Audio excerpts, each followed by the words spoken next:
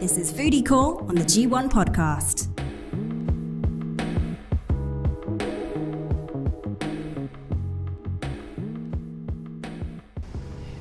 Hey, this is Chuck.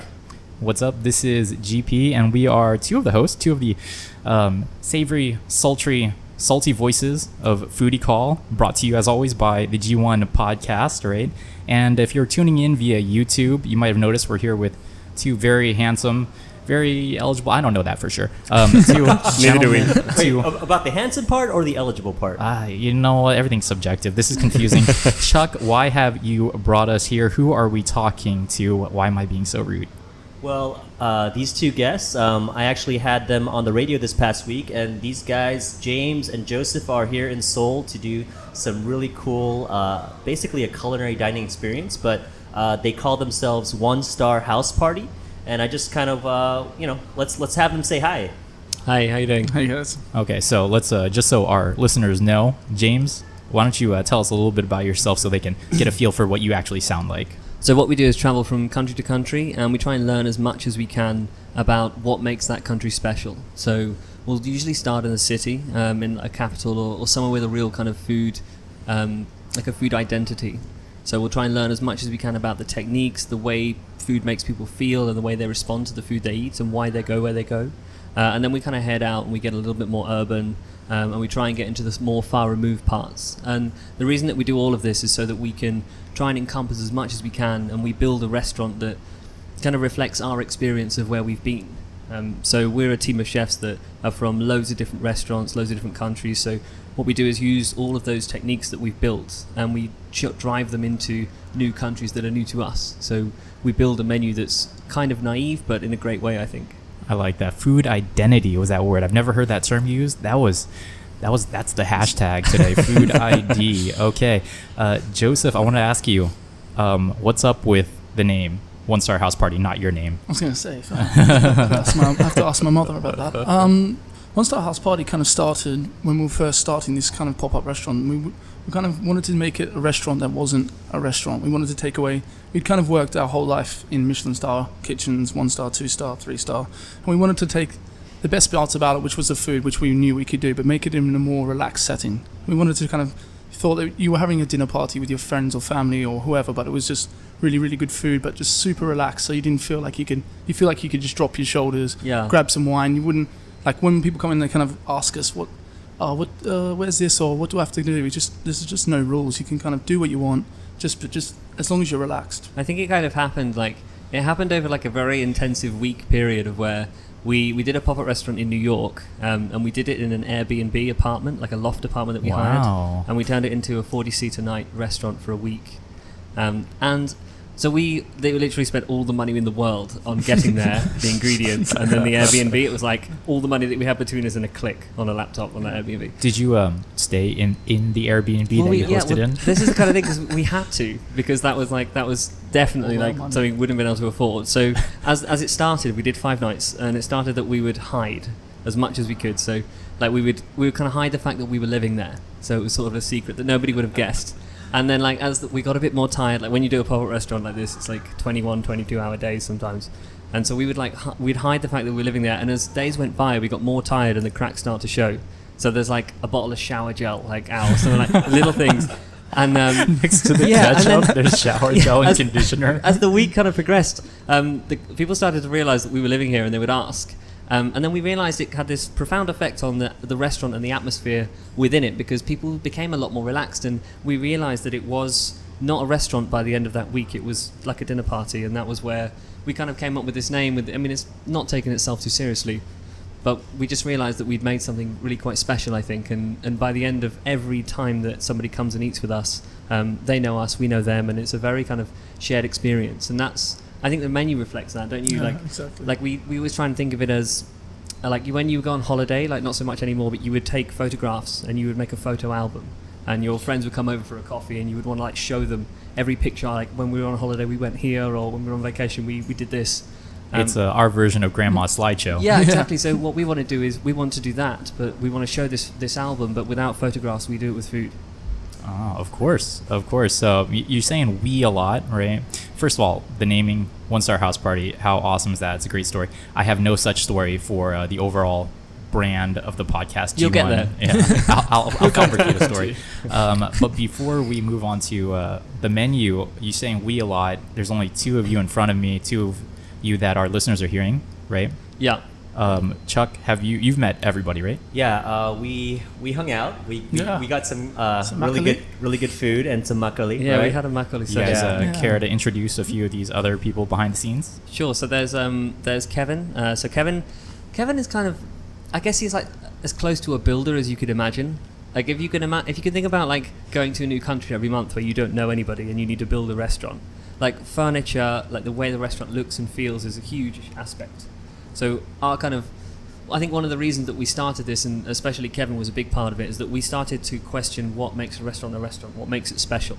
And we came to the conclusion that it's not the building it's in. So what we tried to set out to do, and what Kevin I think does more than anyone, is make this restaurant feel like the same restaurant anywhere it is.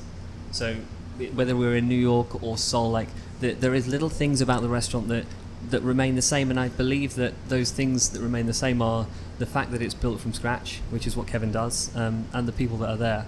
But yeah, Kevin cracks on, man. Like he's like sanding down bamboo.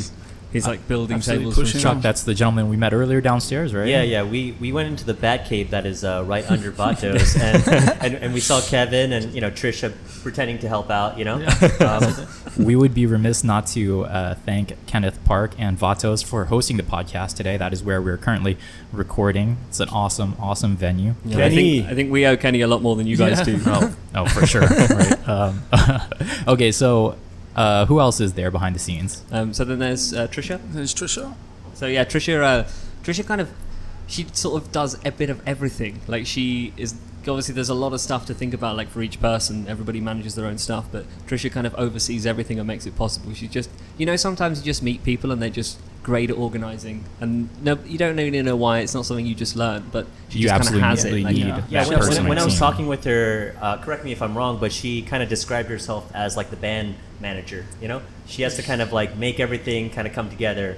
Yeah, she's an absolute machine. Yeah. Like if you think about like, you hear people talk about how hard it is to open a restaurant, like how much work it takes, and we do it in somewhere we don't know every month, and so that she is like a driving force behind that. So you mentioned you made this analogy like a band manager, Chuck. What I envision there is someone who makes sure that if you get too drunk, like you don't get too drunk first of all, and then if you do, you don't get too far out of hand. Does she kind of do that? No, she's as bad as us. She pushes on. She really pushes on that front. Okay. There are a few more members, right? Yeah. Then there's Jack.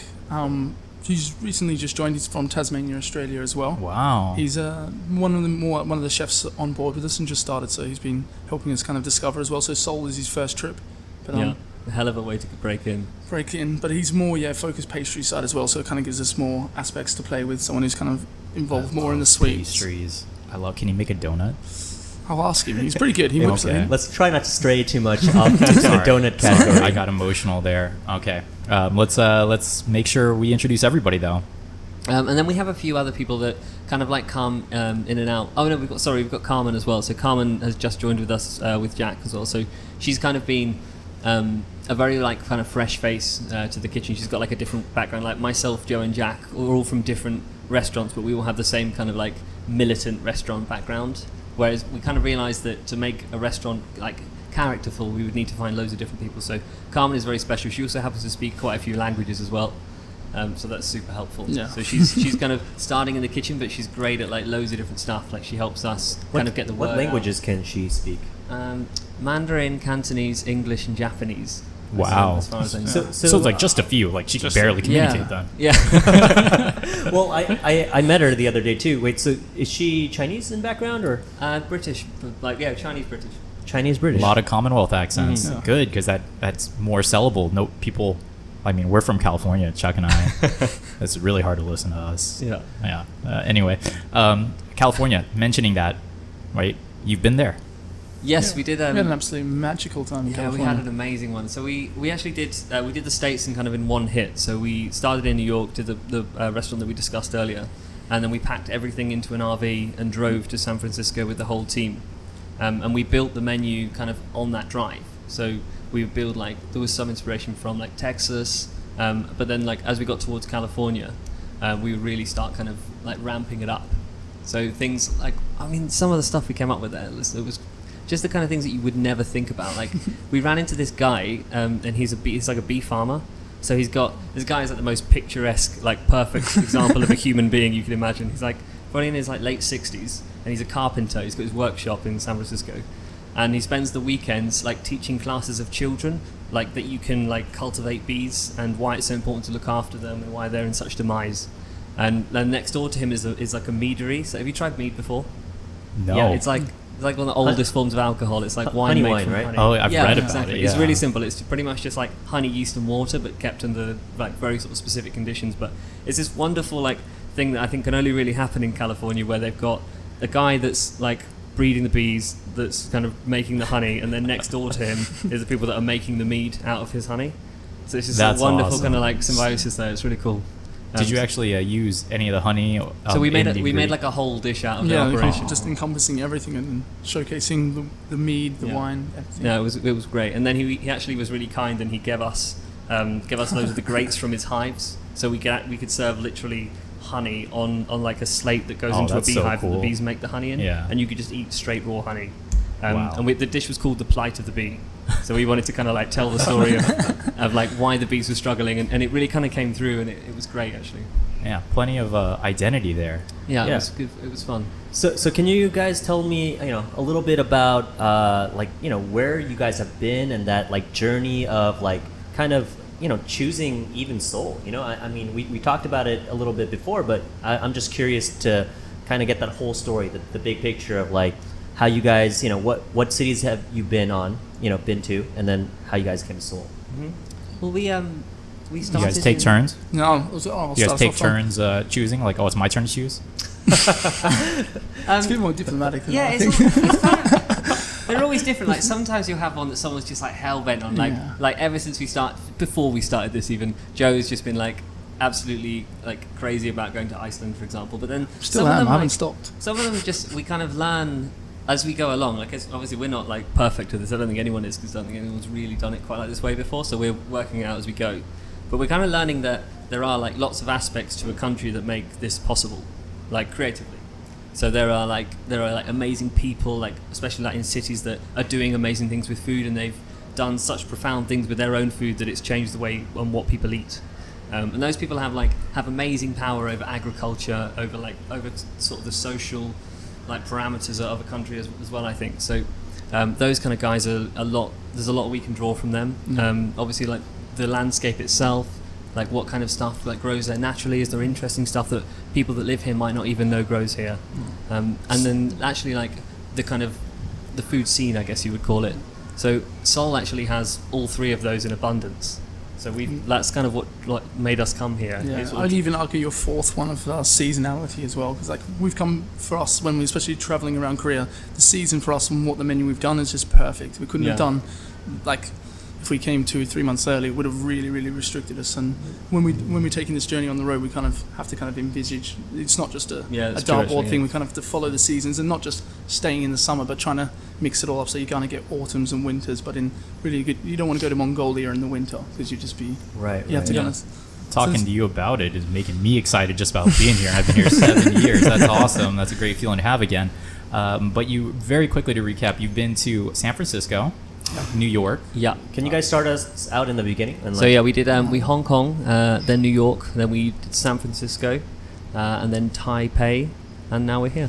Okay. Yeah. So I was going to ask you actually why Seoul, but you've just kind of covered that for Yeah, us, right? Seoul kind of chose us. Yeah. I like that. I like that a lot. Have you got to try a lot of the local cuisine here? So Yeah. much. Yeah, it's pretty much, I'd say it's all we've done. Okay. Yeah, especially when we go to a new country, all we do is just loads and loads and loads of food. Yeah, it's pretty great way to do it. Okay. And I'm assuming some of that stuff will be featured on your menu. Kind of. I mean, it's more Some of the stuff is just done so well that you just Yeah, You like just leave it. You like just we would don't. never we would never dare come here and try and make our own version of kimchi, like a version of kimchi. Like that would be crazy. Yeah. But like what you can do is take the method, or take the inspiration, or maybe look into the history of how that's grown. Like we kind of stripped it as far back as we could go. Like we went to this salt farm on the south coast, and it was just so. It was in. It's pronounced Shinan, isn't it? Yeah. Jeonju Island, I And it think. was just like the most amazing thing to see this incredible process that everybody's familiar with the product at the end of this process, but not many people are familiar with how it's done. And then you start to like think back to why is salt cultivated in this way, and how has it influenced food? And we just kind of, I mean, we spent like 7 or 8 days kind of on the road, so we just got lost our way a bit. But we started thinking about how pivotal salt is in every cuisine, like especially here, but in every single cuisine. Like if you think about like cuisines starting out, and think about them, like each cuisine, imagine it's like a tribe of people, and say there's like 100 people in it. Like really, this is completely hypothetical, but like thousands of years ago, and they start out with just raw ingredients. So all they can survive on is what they can pick, what they can eat, and maybe what they can catch and cook on a fire. But if they're going to grow as a community and grow in population, they need to sustain themselves through a winter or through a drought. So then they need to be able to take ingredients and change the nature of those ingredients to make them last. So be it like curing or brining or fermenting or things. yeah, exactly, Absolutely. And so that in essence to us is what cooking is. It's to take an ingredient and change its nature, and that's what technique is in cooking, definitely. And so like you take any of these sort of different techniques, and you can take any cuisine. You can take Italian, you can take Korean, and at the base of all of these processes of prolonging the life of ingredients, salt is at the base of it all. So it's just such an amazing thing, and you can't over embellish it. Like you can think and think and think, and the deeper you look, like the more incredible salt becomes. Is salt? When you were mentioning that, I was reminded of your Instagram. Is that picture of you guys? Yeah. That's us pushing Wait, on. who's That's that? him and Jack. Yeah. Oh, him and Jack. You guys are like Oh, pushing so that hot, salt. so hot. They've got this really good business model where they have a salt farm, but you can also work there as well. So everyone's attracted to. Let's for those of us tuning in who can't actually see the Instagram picture, let's describe before we move on with that. Yeah. So it's What probably is the the hottest picture day I've ever been. It's about 36 degrees, and it's myself and Jack. Unprepared for salt pushing, so we've got two guys on either side just pushing mounds and mounds of salt Yeah. along a little salt plain, and all you can see in the distance is little squares, all where all the water's drying. So all the water's drying up, so okay. then you get all the salt Yeah. crystals. Right. I mean, it's the most like I don't, if anybody listening's ever seen like going to a salt pond before. I mean, it's pretty much as you would imagine. So it's like they have loads and loads of lagoons of water, and they just like filter seawater in, keep it there for a few days, like in these little kind of shallow lagoons. And as the sun beats down, the water evaporates and leaves behind the salt that we use. And it's pretty much as simple as that. So it's the most, like Joe said, it's the most beautiful business model. And then and then they get people that you can visit these places or you can work there. What we did, and they just as free labor, just pushing salt around in the hot sun. But I think working in places has really changed stuff for us, because like we would go before and we were just trying to like learn as much as we can from like the outside looking in, and like we're starting to kind of try to get jobs where we can. Like Joe got this. Honestly, like because I was like I hadn't quite got to Korea because he got here a few days before me, but he was working on with this like amazing woman who was teaching him how to make kimchi for like 3 days. This was in Gwangjang? Yeah, Gwangjang market. Yeah. Uh-huh. And so there's just this like amazing like time lapse that we've got of Joe just getting shouted at in like so many different ways. It's so hard. It's like one of the hardest mise en place jobs I've ever done. It's just because as well the bowls are like super low. So because these ladies are quite small, the Joe's emails are quite quite tall, small, by the way. and it was just break back in work, and at no stage was a chair offered to me. And at one stage, I even took their gloves off, and I was just working there by myself. But it was good fun. That's Learned a lot. awesome. So you guys have really put in your time and done your research. That actually, and you guys are here doing all of this now, so it seems really time consuming. That actually leads me to my next question. So you guys have been working pretty hard and traveling, doing your due diligence, your research, and I see you really hard at work here. What are you guys eating while you're working here? Because I'm sure these are like 20-hour days, right? Well, the thing is, like, it's quite ironic, really, because we spend the first few weeks or months here just kind of like researching as much as we can, like about kind of getting into like nitty gritty, and then once you actually start the restaurant, you have this like 3 or 4 intensive days that nobody leaves, like not a single soul. Like really, you kind of might break off for a few hours to sleep. Like it's a 24-hour operation, so people sleep in shifts. Okay. So it's like you kind of can't leave. So the only thing that's available to you is whatever can come to you. Okay, well, right now we're based out of Vato's Urban Collective, right? So I'm Yes. sure you're eating a lot of Vatos, right? Yeah, Yeah, a lot. really getting into it. Yeah. So you guys have to like have food delivered in? Yeah, we need to. Like, it's the only way that you can really like sustain the time. So we've been ordering off of Shuttle. Okay. Yeah. That's actually a great thing to mention. Shuttle's actually one of our sponsors, and since you guys already are a little bit familiar with the service, what's great is that it's available in English. And actually, Chuck, I know that you know a little bit more about him than I do. I just know one of the big guys over there, Zach, because we work out at the same gym. Yeah. I'm actually, I mean, if I could just talk about the sponsorship even, it's just like these guys are really cool. And for a lot of people, they don't know is that Bird Riders and Why Not have recently merged, and they're Shuttle now. And Shuttle is not just about because Korea is very known for being convenient. You can get almost anything delivered to I've you. seen that. But then it's really hard to find good foreign food delivered. And they're available in Korean and English. But one of the things I really like about Shuttle, or even the different sponsors that we plan to have, is that they're all companies that we love. Like they're companies that we use, that we love, Yeah. and because they're aligned with what we're doing. We're a food podcast, and this is a food delivery service. And so we use these guys. And one of the things that I'm really impressed with them about is that, honestly, delivery food, sometimes it doesn't get there perfectly, but their service is impeccable. Yeah, well, we know them because of you. So Right, it's just right, kind of been right. like the most handy thing to have. Yeah. And it's I mean- not something you usually have when you like just arrive somewhere. So it's a good thing to know about. Exactly. And I mean, Shuttle, since we're at Vatos right now, Vatos, primarily uses Shuttle for delivery. I think that's the only thing they use, right? Yeah, Pretty sure, yeah. That's the only thing they use. The other one is like you have to ask somebody to deliver for you. Yeah, those services are even more expensive. Exactly. And then I just want to mention their website. It's goshuttle.co.kr.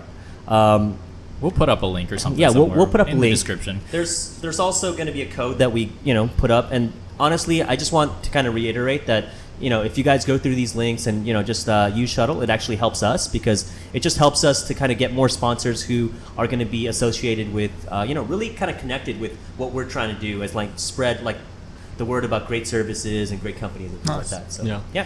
And actually, a way that you can mitigate the cost of the shuttle delivery service does cost a little bit of change, but let me tell you, when you are hungover, as I have been on a Sunday morning, and you just need this one foreign food, you will pay that extra, but you don't actually have to, because there is a discount. If you refer a friend, you get, I believe, 4,000 won, Yeah. right, which is good enough for one delivery generally, Yeah. and they deliver all over Seoul. Right, and Yeah. and that's what's really cool about it. Let more people know, because then you get a free delivery. Your friend gets a free delivery as well. Yeah. So order from Shuttle, since you guys are going to be stuck here over the next few We days. already are, so we're sorted. Let's move back on to you guys. One Star House Party. We were downstairs earlier watching you guys craft the tables made out of bamboo. They're going to look a little bit different as the bamboo dries later, right? But Yeah. I was going to ask you about what kind of preparation goes involved, because it seems like you're not just using the facilities that are available. No, you. I mean, we literally. The thing is, I think there's very different, like two different things for me, and this is something I probably feel quite strongly about, and I think maybe not everybody will like to hear this, but one thing I really, really, truly hate about the industry that we work in is, like, they call it like guest chefs sometimes. So you'll have like some like amazing chef, like a 2 Michelin Star like chef from, like, I don't know, from Italy or wherever they're from, and you'll get some big hotel that will fly them over and get them to do like 1 or 2 days, and they'll basically be flown over to stand over a pass and kind of watch, like, with their arms folded with like To supervise and critique. yeah, but they'll watch with their arms folded with like a grimace face, watching a team of chefs that he's never worked with before badly executing his life's work, and that's a guest chef, and that's not what this is. This is a pop-up restaurant where we build everything from scratch. We make our own furniture, we design our own space, we design the menu from scratch, we build our own tableware. Like, Kevin carves his own spoons, carves his own cutlery. Wow. And it is very much like a way to kind of celebrate where you are. Like, what we're doing here is celebrating Korea, like celebrating our interpretation of it anyway. We're not like, we're here to kind of do justice to our own experience and not the country as a whole. Do you know what I mean? We're not Lonely Planet or National Geographic. Like, we're not here to tell the story of a country. We would be crazy to try, but we can tell our story in this country. And that's what we're here to try and do. Awesome. So what kind of expectations can Can people coming in to enjoy your food and these Good question. bamboo tables and hear your lovely accents. I think with the food, I mean, we're trying to keep it as under wraps as we Yeah, can. Everybody maybe- keeps asking. Maybe a spoiler from last Yeah. week. Maybe probably- But yeah, I think to give you an idea of, in each country it's different, but the last place we went to was Taipei, and we had a really kind of great time learning as much as we could there. And we would put together some dishes based on experiences that we had. So we actually met this really great woman who took us to a tea procession. You know, when you go into a Chinese tea house and 4 of you sit around a table with your legs crossed for 5 hours and you try loads of different teas. But the thing that we fell in love with was the procession. Do you know what I mean? They would make this tea with such skill, The formality, and finesse, and anticipation. you kind of pour the water over the leaves 4 or 5 times and concentrate on why it was different each time. And we weren't gonna, the same reason we're not doing kimchi here. We're not gonna kind of play with tea leaves in Taiwan. They know what they're doing. So we wanted to take that anticipation that they create at the table, and we did a dish out of squid. So what we did was we took Taiwanese beeswax and infused it with shiso and set it in the bottom of little teacups, so it would set like candle wax. Wow. In the bottom, and then we made a tea out of mineral water and roasted squid. So you kind of roast the squid, so it goes, and then you infuse it with water, so it's got this kind of really sort of rich but clean finish. And then we would take fresh squid, slice it super thinly, and place it in the bottom of the teacup. So we would arrive to the table with a few of these teacups, and then a teapot of hot roasted squid consomme. And as you pour the kind of soup or consomme or a tea over the squid actually is sliced so thinly and in the right direction that it kind of puffs up, and it cooks like noodles, but it's just straight squid. So you would eat the squid and then drink the rest like a tea, and as you were drinking it, the hot tea would melt the wax and make it rise to the top. So it would give you this this kind of same feeling when you have wonderful tea, and it's like that kind of feeling of satisfaction. But it feels like it's very rich, but it's not. It's wax. And it gives you this amazing feeling as it kind of sets in your mouth, and that's the kind of thing. It's not always just that's in season there, so we're going to use it. We could do that on Wikipedia. It's about really understanding how you feel when you eat something, or where you are, or what makes that country feel special, or when you walk out of a restaurant, why do you remember it? And these are the kind of experiences that we really try and draw on, and that's the reason that we travel there and we go there. It's not just to say, oh my god, we've actually been to a salt farm, so you should come and try our food. It's about a very sincere, honest experience, and that's what we're trying to recreate. I see. So I have this general rule of I don't like to eat things with more than 4 legs or extremities, such as squid. But just the way you've described that's that, a new one. Heard of all these allergies and dietaries. and that 2-minute explanation, I've never been more on board with what you just described. But about food. I've probably overcomplicated it, but it's in a very, very kind of simple dish to experience. It's the creation of it that's the kind of the intricate part. It takes all the But when weeks you and when you experience it, and that's what we think good food is. It shouldn't feel overcomplicated, and I think something that is really important that we've kind of learned from going from the kind of some of the what are considered the best restaurants in the world to doing what we're doing now is it's I think the focus needs to go on food that doesn't always go over people's heads, but it can be appreciated and it can be interesting and it can be a little bit profound. But it's about, I think what we do now is drive what we do very much into the guests. We're cooking for the guests and not for ourselves anymore. Does that make sense? That's kind of the transition where you go from a 3 Michelin Star restaurant into what we do now. I like that. And this is the level of preparation that just goes into one dish of how many? It varies. Usually we're doing 7 this time. Yeah, we're doing 7. Okay. 7-ish. That was the level of preparation for one dish out of 7 that you'll be experiencing should you drop by 1-Star House Party. What else can we expect in terms of the ambiance and in terms of the experience, how long it'll take? All the details that you're at liberty to provide for us. Yeah. Well, I mean, we're building literally as soon as this. Basically, we're filming this podcast in the restaurant that what we're going to turn into a restaurant. So we have a queue of people outside the door. So as soon as we finish this, everyone's going to storm in. We're going to rip out all the everyone tables. to leave. Yeah. Give me those awkward looks now. We're going to rip out everything in here and kind of start from scratch. And that's kind of one of the great things about this space, actually, because it is very much a blank canvas, and that's what we need. You need to be able to put your own stamp on it. And when you spend 5 days serving guests, walking around this restaurant, you need to feel like it's your own. You don't want to feel like you're in someone else's restaurant doing your own stuff. All of this work for a 5-day run. Yeah, that's your average per city, 5 days. Well, it varies. I think. Yeah. Don't think we we have these places like all the places we're going to, but there's never really a format. We kind of like we do go to places, but we can be 5, or if we want to go to 7 or 9, or I think like let the country influence. We us generally as do. such. Yeah, we tend to do the research and then decide. Like sometimes it doesn't call for it. Sometimes you are somewhere where the food kind of, to bring out the best in the food that you discover, a tasting menu might not be the best way. You know, if you were like in Nepal, for example, I mean, we don't know, we haven't been yet, but when we're doing one in Nepal in a few months, and I think that could be a very different kind of experience. So it does vary a lot.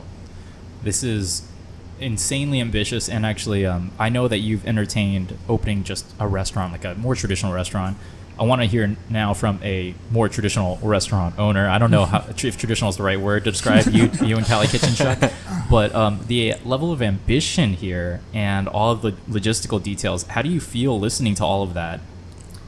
I mean, honestly, just coming from LA, Orange County, you know, there are cool restaurants that do kind of this intimate omakase style dining, you know, where there's like places like Wolf's Mouth, you know, he was kind of a pioneer in that. Yeah. And then there's a place called Playground as well. But one thing I feel like that's very unique about how you guys are approaching it is the storytelling aspect of it. It's not just about like that, you know, it's like these are cool dishes, these are things that we found were fresh. Like you said, this is like your photo album of the place, you know, because before the thing that I was trying to figure out about you guys was like, oh, like, are they going to be doing Korean dishes in their way? I think we would, or are they going to just sprinkle some Korean ingredients on some of their dishes? That's kind of like my impression when I first had like no idea about One Star House Party.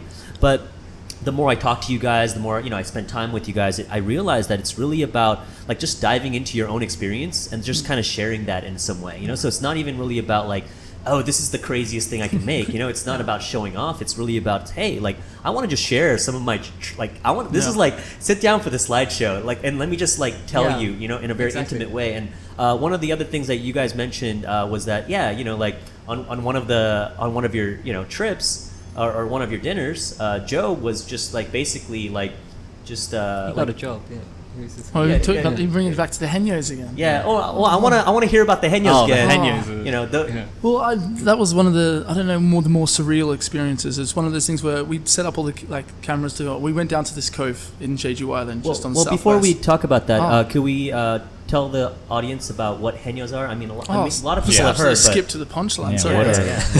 Come on, mate. Sorry, Henyos are what we like to affectionately call them mermaids. Yeah. They're older generation of ladies that live in Jeju Island. They're just absolutely like crazy women. Like most of them, I don't think you can be a Henyo if you're under 65. I think you have to be at least 65 or over. Otherwise, they just knock back your CV. So these are the ladies you're into, right? Yeah, exactly. Yeah. Some people have their niche. I've just found mine.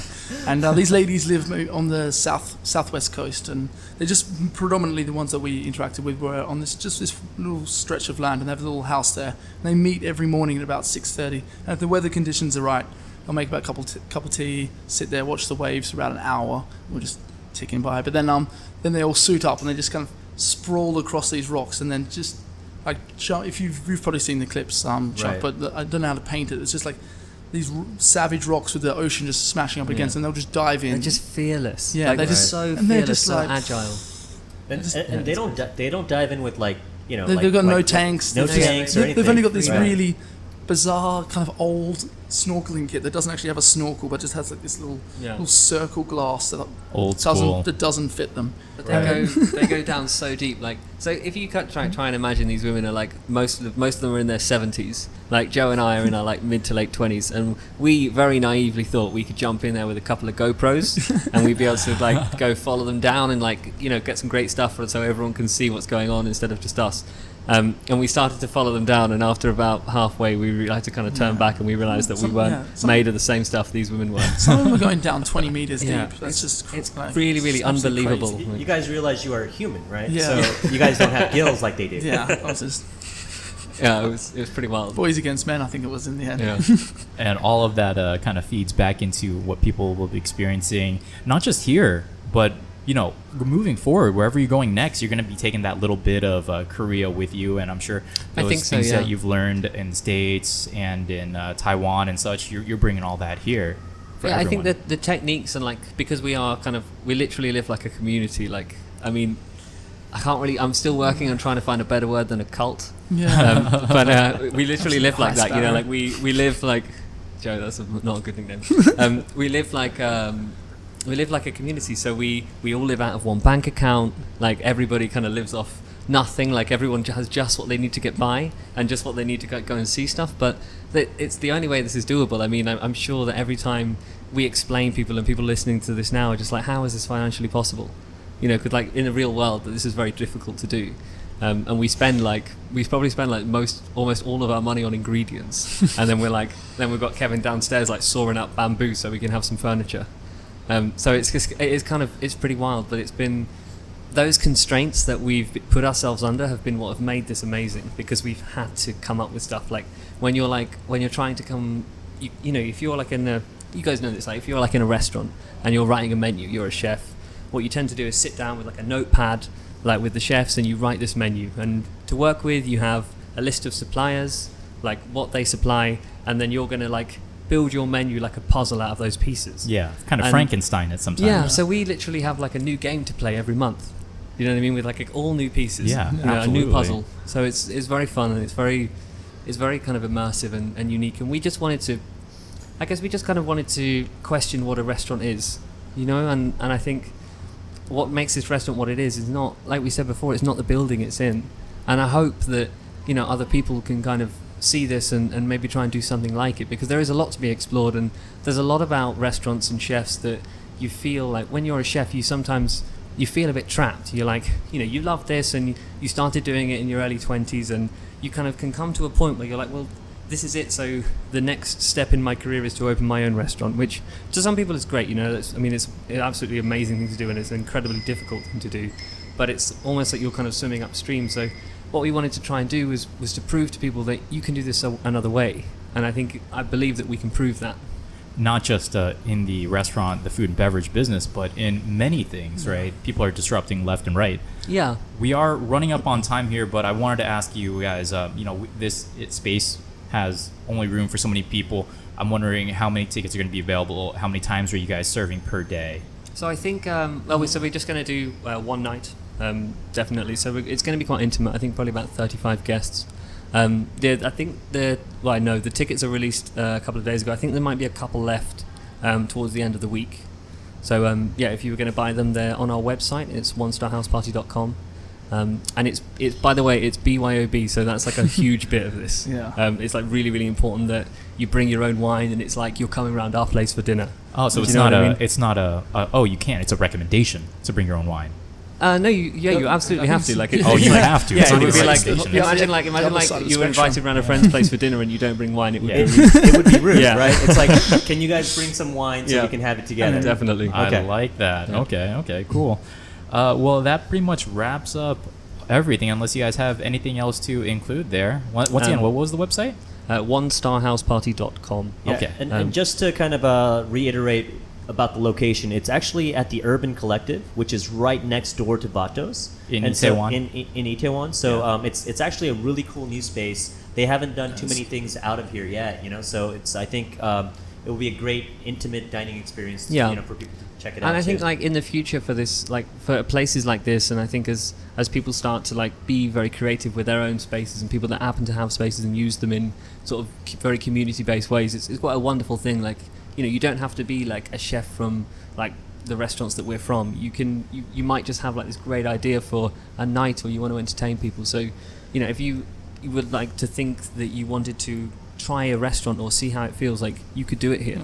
You know, it's quite a great like blank canvas. You know, Yeah, it's absolutely bare walls, but it's perfect. I think it's absolutely perfect. It's ripe for experimentation. Yeah. Well, very well then. James and Joseph, thank you so much. Thank you. All right, our Pleasure. two representatives of One Star House Party. All the links are going to be in the description. That's where you can find out where exactly this is going down, and check out One Star House Party. For Foodie Call and G1 Podcast, I'm GP. And this is Chuck. All right, we will catch you in the next one.